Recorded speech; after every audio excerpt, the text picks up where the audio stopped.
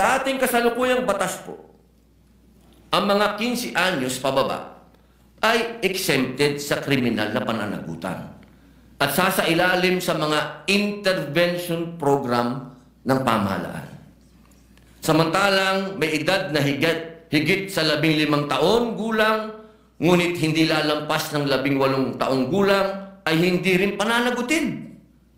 Maliban na lamang kung siya ay kumilos ng may sapat na pag-unawa o discernment. Batid ko din po na naglabas na ang ating kataas-taasang hukuman ng mga panuntunan sa pagdetermina kung ang child in conflict with the law ay umakto ng may discernment. Ayon po sa Supreme Court, ang discernment ay tumutukoy sa kakayahan ng isang bata sa oras ng pagkakasala na maunawaan ang pagkakaiba ng tama at mali. Kasama rin dito ang kakayahan ng minor de edad na malaman ang kahinatnan ng pagkakasala. Nakasaad din po sa Juvenile Justice and Welfare Act ang mga batang may edad higit sa 12 hanggang 15 taong gulang na mapatunayang nagsagawa ng mga seryosong paglabag sa batas ay ituturing lamang na neglected child at ipapasok sa pasilidad ng Intensive Juvenile Intervention and Support Center o tinatawag na Bahay Pag-asa.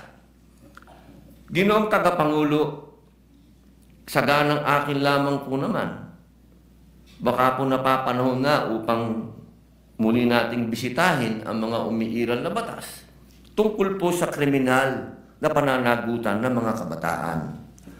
Baka po ito ang panahon na upang magkaroon ng mas naaangkop na kahinatnan o consequences ang kanilang mga aksyon sa pamamagitan ng sistema ng hustisya sa ating lipunan.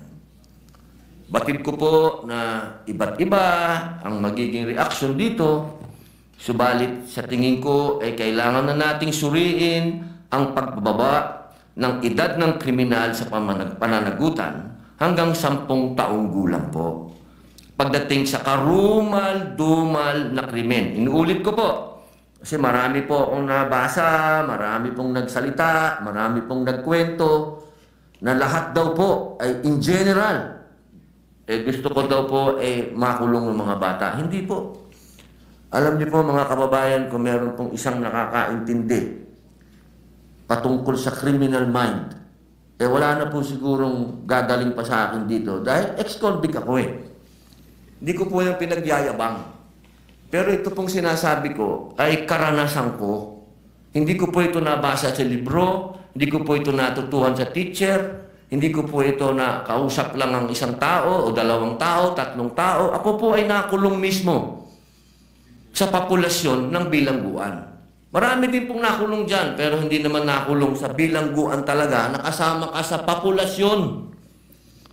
Ikaw mismo ang nandun, nakikita mo yung mga tao, 24 hours, 7 days a week, kasama mo ang mga bilanggo. Yan naman po ay kasabihan na dito sa atin. The experience is the best teacher. Majority Leader. Yes, Mr. President, next to interpolate is Senator Francis Kiko Pangilinan, and that he be recognized. The main author of the Juvenile Delinquency Act, Senator Pangilinan. Ginoong Pangulo, bago po mag-umpisa si Senator Kiko, gusto ko lamang po siyang batiin at siya na po ang chairman ng Constitutional Amendments and Revision. At maraming salamat din sa dating chairman ng Constitutional Amendments Committee. Magandang araw sa kanila lahat. Kung maaari po bang magtanong ng ilang mga katanungan sa ating nagbigay ng kanyang privilege. Opo. Unang-una, nagpapasalamat tayo na ito'y naisiwala ng ating kasamahan sa Senado, yung usapin ng Juvenile Justice Welfare Law of 2006 and amended noong 2013. Una sa lahat, tayo ay nakikiisa sa kanya sa usapin ng pangangailangan ng hustisya lalo na sa mga naging biktima ng mga krimen o kaya mga kilos ng mga kabataang nasasangkot o minor de edad na nasasangkot sa criminal activities. Tama lang na dapat ang mga nagkasala ay nananagot. At marahil ay maraming kinakailangan ding liwanagin o linawin sa usapin nung ano nga ba ang tunay na mga probisyon o tunay na mga posibleng mga pag-implementa ng batas at ikumpara ito dun sa mga hindi tama o kaya disinformation. Unang-una sa lahat, hindi po tama at hindi ito naaayon sa batas na walang pananagutan ang kabataan na nagkakasala. Number 1. Number 2, hindi rin tama na ang nagkasala sa batas na menor de edad ay dapat pakawalan. Hahabulin ba talaga ang tamis na di matiis? Skyflakes Condensada. Number 3, hindi rin tama na kapag ikaw ay below 15 at up to 9 years old at ikaw ay nagkasala, ay dapat kang pakawalan. Maliwanag, noong 2006 na ipasa yung batas, nakita ang ilang mga naging problema sa implementasyon ng batas. Kaya noong 2013, ito ay inamendahan under the chairmanship then of now Senate President Chis Escudero. He was the chairperson of the Senate Committee on Justice. Ngayon, siguro isang tanong, ang unang tanong, maaari bang masabi na oo, may kakulangan ng batas, ngunit mas marami ang kakulangan sa implementasyon kaysa sa batas mismo? Una po, linawin ko po sa ating kaibigan, Senator Kiko Pangilinan, wala po akong sinabi na kulang ang batas. Ang sabi ko po ay napakaganda ng batas na ito. Hindi lang po siya napapanahon ngayon. Sa pangalawang tanong po, totoo po yan sa maiksing panahon ko po dito sa Senado, napakadami pong magagandang batas. Sobrang gagandang batas, hindi po talaga na-implement. Hindi lang po sa usapin na ito. Usapin lang ng agrikultura, number 1 na yun. Public information, number 2 na yun. Pero ito pong tanong niyo po, totoo po yan. Implementasyon ang kulang. Pero alam niyo naman po sa buhay ng... Ito lang po, opinion ko lang po ito. No? Dahil ako po ay hindi ko naman po itinatago na tayo po'y galing dyan sa ganyang klaseng buhay. Yung mga ganito po kasi, alam niyo, minsan iisipin natin ang mga kriminal bobo, kriminal tanga, kriminal walang isip. Gusto ko pong sabihin sa inyo, nagkakamali po tayo. Yan ho ang mga pinaka may brilliant mind, ano? Kung gusto nilang gumawa ng krimen at gusto nilang gamitin po talaga yung mga bata, talaga pong magagamit po nila. Kaya ulitin ko po, Senator Kiko, wala po akong nakitang hindi maganda sa batas po ninyo. Ako po'y naniniwala dito sa batas po ninyo. Kaya lang po, kailangan po natin mag-adjust po sa panahon po ngayon. Maraming salamat sa paliwanag at sa kasagutan. Kanina nabanggit nung in-interview na kabataan na kaya nila ginawa yung batas, yung kriminalidad. Kaya sila gumawa ng krimen ay dahil hindi sila mapaparusahan. Tama yun, di ba? Tama yung kanilang, yung bitiw na salita. Tama ba yun sa ilalim ng batas na pag sila'y gumawa ng kriminalidad o krimen ay hindi sila mapaparusahan? Sa usapin po ng, kasi ganito po yan, no? Napakaganda po nung inyo pong katanungan. Ang bata kasi, kahit sino, lalahatin ko na po, ano? Kasi ganito yan eh. Pagka sinabi mong pananagutan, ang katuktong po nun, dapat may parusa. Kasi kung pananagutan, oo, may pananagutan. Sinabihan siya, ginawa mo yan. Kaya ganito muna ang mangyayari sa'yo. Dadaling ka muna dito sa Bahay Pag-asa. Dadaan ka dito sa matinding, intensive na masasabi nating psychological and moral and lahat na po, no? Sabihin natin. Alam niyo po, Senator Kiko, sa 3 years and a half ko po sa Bilibid, hindi ko naman po nila lahat, ano? Pero wala na pong pinakamagagaling na artista kundi kriminal. Kapag kaharap niyo po yan, lahat ng drama, lahat na po, sabihin niyo po, lahat ng kalungkutan, lahat ng pinagdadaanan niya, sasabihin sa inyo. Pero pag talikod po ng nag-i-interview dyan, o halimbawa ng empleyado yung sabihin gwardiya, o ng probation officer, pag talikod po nun, pagbalik nyo sa selda, bubuksan yung wallet niya, papakita sa iyo yung dyaryo, itong pinatay ko, pare. Ganyan po ang criminal mind. Hindi ko naman po inilalahat. Pero pagka sinabi po natin kasi ng pananagutan, dapat nagbabayad ka ng kasalanan, hindi lang binasa sa iyo. Hindi yung parang gumawa ka ng isang karumal-dumal na krimen, ito po'y nakita ko po ito dahil ako po ay kagyat na pumunta sa Camarines Norte nung ni-rape nila yung batang, ano po ito Senator Kiko magkakaibigan po ito. Yung babae ni-rape nila, binidyo nila, lahat, pinatay, lahat po binidyo, hanggang naagnas yung bata, binidyo.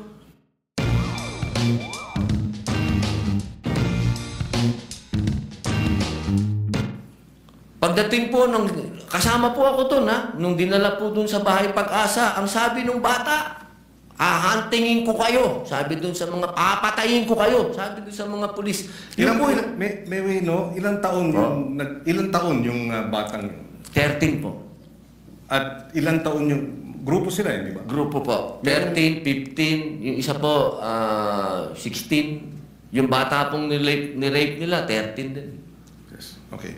Kaya ako tinatanong yun, dahil yung bitiw na salita ng bata dito sa video na sinasabing ginawa namin ng krimen dahil alam namin hindi kami mapaparusahan, ay maling impormasyon.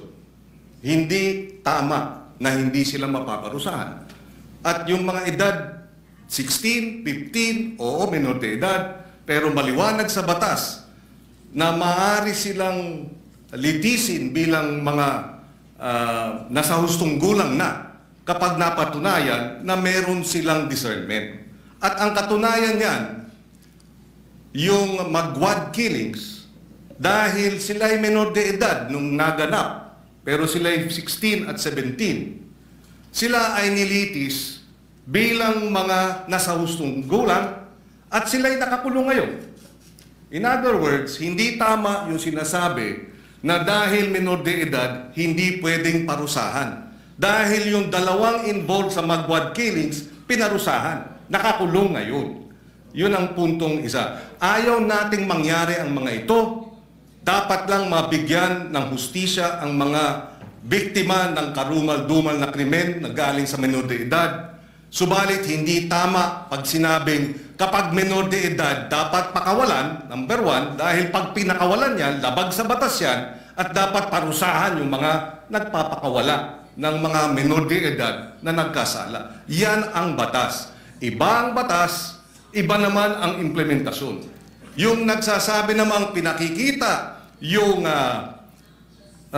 birth certificate, may pananagutan din ang mga magulang sa ilalim ng batas. At yung mga nagsasabing ginagamit ng mga bata, may pananagutan din sa nasabing batas. In fact, ang parusa dun sa mga gumagamit ay yung maximum na maaaring maging parusa dun sa krimen na isinagawa ng mga bata at ginamit ng mga sindikato.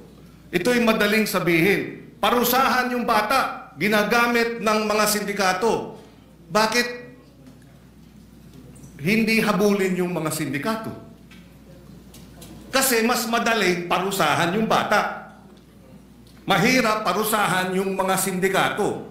Dahil yun, makapangyarihan. yung bata vulnerable. Ginamit na ng mga sindikato, exploited na, biktima na dahil ginagamit at kinakasangkapan at mabibiktima ulit ng Estado dahil kailangan silang parusahan at ikulong. Kaya kinakailangan marahil ay balansihin natin. At sa usapin ng unang-una, yun nga ba talaga ang sinasabi ng batas? Allow me to read some of the provisions. Parents shall be liable for damages unless they prove to the satisfaction of the court that they were exercising reasonable supervision over the child. Ibig sabihin, may pananagutan ang mga bata, ang mga magulang. Meron din maliwanag na usapin. Pananagutan ng mga gumagamit sa bata, Section 20C. Any person who in the commission of a crime makes use, takes advantage of, or profits from the use of children, including any person who abuses his authority over the child, shall be, or instigate the commission of the crime, shall be imposed the penalty prescribed by law for the crime committed in its maximum period. So kung ginamit sa droga, maximum sentensya sa usapin ng illegal na droga ang ipapataw dun sa mga magulang o sa mga adults, sa mga sindikato na gumagamit sa mga bata. Again, ihiwalay natin yung implementasyon ng batas. Kung mayroong mga kakulungan, dapat managot sila. Pero iba naman ang batas mismo. Opo, katulad po ng sinabi ko kanina, wala po akong nakitang hindi maganda po sa batas po na ginawa po ninyo. Sa umpisa pa lang po ng aking talumpati, ay yan na po kagad. Sinabi ko po ay napakaganda. Yun lamang po sa usapin, doon lamang po sa edad. At yun po talaga ang aming intensyon na bumaba po ito. Dahil sa nakita naman po natin, talagang yung mga nakakagawa po ng krimen ngayon ay nasa ganung edad na po. Huwag niyo pong isipin na ang aking amenda ay para guluhin o sirain ang honor ng batas po na yun. Hindi po. Ako po ay isang ayon dyan. Yung lamang pong provision na yun. Kailangan lang naman po talaga nating pag-aralan mabuti dahil sa ngayon po talaga aming ginagalang at mahal na Senador Kiko Pangilinan, iba po kasi ang pinanggagalingan natin. Kayo po ay magaling na abogado. Kayo po ay nasa, medyo ironic lang kasi kayo ang nasa posisyon ng akusado. Ako naman ang nasa posisyon ng biktima.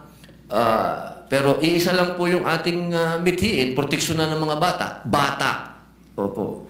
Pero yung mga nakagawa po ng mga heinous crime, hindi ko po talaga matatanggap na tatawagin nating mga bata itong mga ito. Tama po yan. At kaya nga nakalagay din sa batas, kung sila ay kumilos at magkaroon ng discernment at kumilos na parang mga tulad ng mga nasa hustong gulang na, from 18 to 15, dapat litisin bilang mga nasa hustong gulang na. At yung 15 and below naman, pagka serious offenses, pwede silang mandatory confinement for a period not less than 1 year. Ibig sabihin, sila ay involuntarily confined for a period of not less than 1 year. So hindi tama pag nagkasala ng rape, ng homicide, ang mga minor de edad na ang edad ay 15 and below, sinasabi ng batas, mandatory confinement of not less than 1 year. Pwedeng maging 2 years, pwedeng maging 3 years, depende sa magiging pasya ng hukom. Pero hindi tama na sabihin, pagka 15, 14, 13, 12, nag-rape, dapat pakawalan. Labag sa batas yun. Ngayon, nais ko rin ipaliwanag at ilagay sa records po natin. Narito si Senator Sherwin Gatchalian. Nung siya ay mayor full implementation ng Juvenile Justice Welfare Law ang kanyang inimplementa. At naalala ko na 70%, if I remember right, nung mga nabigyan ng pangalawang pagkakataon dahil nagkasala na diversion program ay nanumbalik sa normal na buhay at nagkaroon na ng maayos na pamumuhay. In other words, nais din natin malaman pagdating sa committee hearing, dito sa batas na ito, ilan ang mga nakinabang at nagkaroon ng pangalawang pagkakataon at nagbago ng buhay. Dahil yun naman ang kabila nung sinasabing benepisyo at kahalagahan ng batas na ito. Dahil kung wala ang batas na ito, lahat ng mga nagkasala diretso sa kulungan kahit 9 years old at isasama sa mga hardened criminals. Pero dahil sa batas na ito, hindi na hinahalo sa hardened criminals, sila ay inilagay sa isang diversion program. And Senator Win Gatchalian, in fact, I remember during the debates in his first term, was supportive of adding budgetary support for the full implementation of this law. Kaya we welcome this opportunity to debate this dahil dalawa ang punto rito. Merong mga biktima na dapat talagang tugunan at bigyan ng suporta dahil sila ay biktima ng mga nagkasalang menor de edad. In fact, on record, may pananagutan ang DSWD sa mga pamilya ng biktima. Nakalagay yan sa batas na kinakailangan bigyan ng assistance, counseling ng DSWD ang pamilya, kamag-anakan ng mga naging biktima ng karumal-dumal na krimen at iba pang mga kriminalidad na kilos ng mga menor de edad. And therefore, we welcome this opportunity na magkaroon talaga ng diskusyon, makita ang maganda sa batas, makita ang kakulangan sa implementasyon, at tingnan din natin itong usapin ng lowering of the age. Ako, ang punto ko, palagay ko, masyadong mababa ang 10 years old. Although even if you're 10 years old, again, uulitin ko, at ikaw ay nag-commit ng rape, minimum 1 year mandatory confinement. Pwedeng ma-extend dahil yan naman ang sinasabi ng batas. Ako po ay naliligayahan sapagkat kayo po ay bukas sa debate at pagdiskusyonan. Yan naman po yung lagi naman natin dito yan sa Senado. Tayo'y open sa kahit anong amendment, sa kahit anong gusto niyo pong gawin. Ang kailangan lang po natin talaga, katulad po nung sinabi ng aking talumpati kanina, kailangan po itong marinig, kailangan itong pag-usapan, kailangan ang mga biktima ay marinig din sa komite. Kung ito po ay pag-uusapan na sa komite ni Senator Alan Peter Cayetano, mas maganda din po na marinig din sila. Alam nyo, mahal na kaibigan, Senator Kiko Pangilinan, yung pagkakataon na ang kabataan po natin sa ngayon, kapag sila ay nakita nila, kasi na tayo easy lang, at alam naman natin na kayo po mismo ang nagsabi, may problema sa implementasyon at napanood pa nila ngayon yan, nako, lalo na naman lalakas po ang mga loob ng mga sindikatong bata. Ako po'y kaninang-kanina, habang nag-uusap po kami ng aking legis, sabi ko sa kanila kanina, alam niyo kung yung mga brilliant mind na mga criminal minds na yan, kung ito ay kanilang i-exploit, talagang mag-aalaga ka talaga ng mga batang wala na sa kanilang pag-iisip. Ito lang pong pagpapababa natin ng edad. Ito po ay, kailangan meron din tayong ganung warning na sana po buksan din po natin ang isip natin sa usapin ng kailangan na. hindi po, wala akong kailanman nasasabihin sa inyong ako'y kontra sa mga bata o ano, hindi. Doon lang ako sa karumal-dumal, doon lang ako sa hinus. Doon lang ako sa hindi masikmura. Ako na to, ha? Ako na po ito, hindi ko masikmura. Si Robin na po ako, ha? Nakita ko na ang worst of the worst. Sabihin nyo na. Pero ako hindi ko masikmura. Yun lang po ang punto ko. Wala ako ditong... Kahit kailan wala ako ditong kinokontrang personal o ano, wala.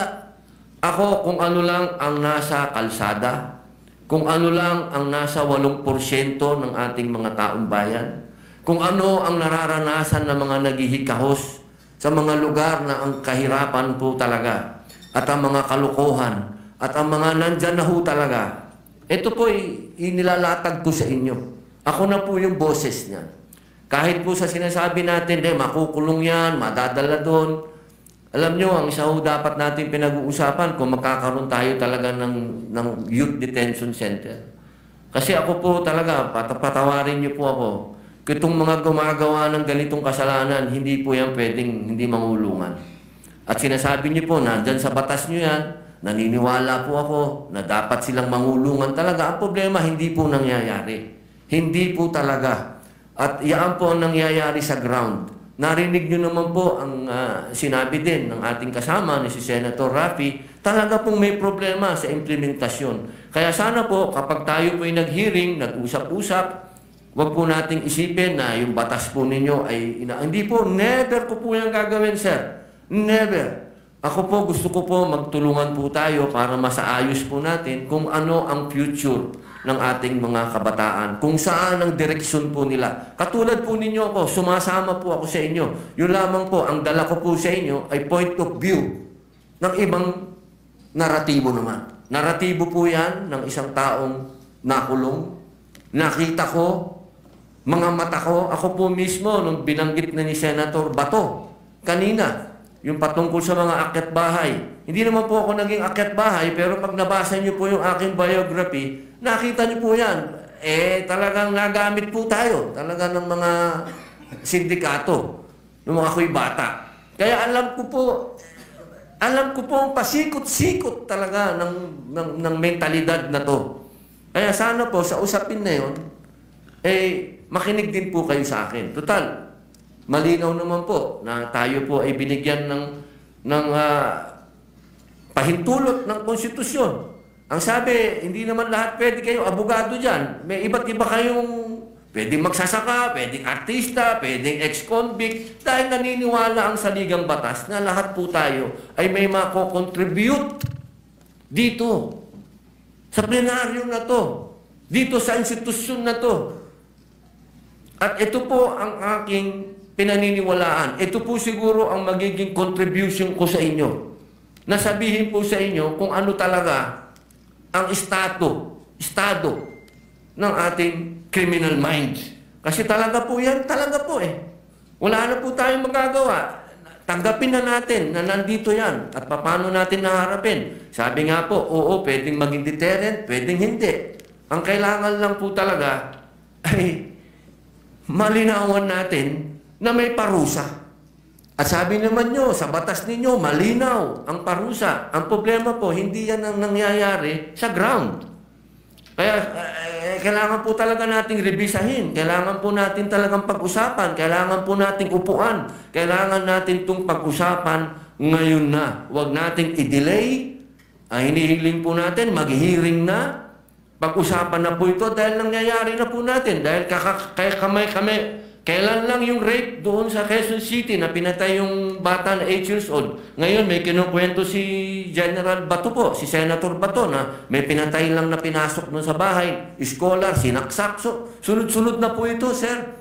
Yun lang po akin na sana ito pong sinabi po ninyo na tatanggapin niyo po lahat. Pag-usapan na po natin sa hearing at dito po sa entablado at magkasundo na po tayo para yung taong bayan po, alam nyo naman po, siguro naman naniniwala naman po ako na pwede tayong mag-meet sa gitna.